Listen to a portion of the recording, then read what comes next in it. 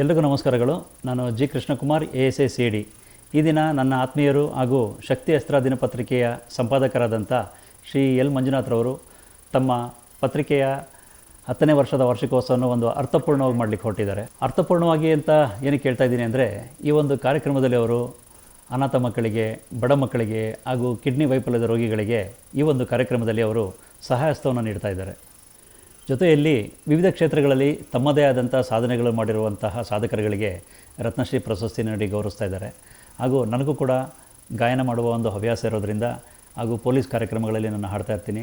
ಇದೇ ರೀತಿ ಕಳೆದ ವರ್ಷ ಕೂಡ ಪೊಲೀಸ್ ಸಲ್ಯೂಟ್ ಪ್ರೋಗ್ರಾಮ್ನಲ್ಲಿ ಹಾಡಿದ್ದೆ ನಾನು. ಇದೇ ರೀತಿಯಾಗಿ ಅವರು ನನ್ನ ಗಾಯನವನ್ನು ಗುರುತಿಸಿ ನನಗೂ ಕೂಡ ರಾಜ್ಯ ಪ್ರಶಸ್ತಿ ನೀಡಿ ಗೌರವಿಸ್ತಾ ಇದ್ದಾರೆ.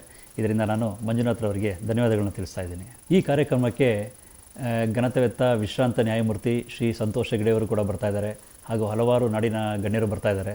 ನೀವು ಕೂಡ ಈ ಕಾರ್ಯಕ್ರಮಕ್ಕೆ ಬಂದು ಯಶಸ್ವಿಗೊಳಿಸಬೇಕು ಅಂತ ನಾನು ಕೇಳ್ಕೊಳ್ತಾ ಇದ್ದೀನಿ. ನಮಸ್ಕಾರ.